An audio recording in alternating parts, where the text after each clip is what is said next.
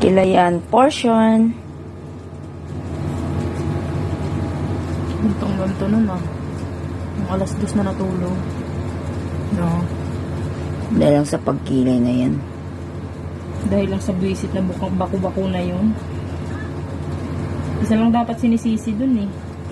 Nadamay pa yung nag-ayos eh. Kaya nga eh.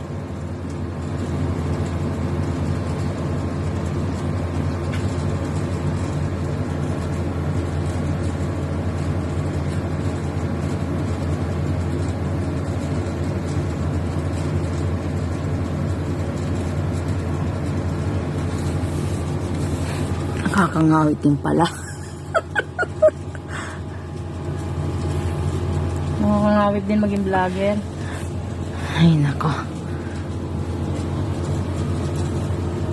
Kailangan talaga natin siyang ulitin kasi mag-ano siya.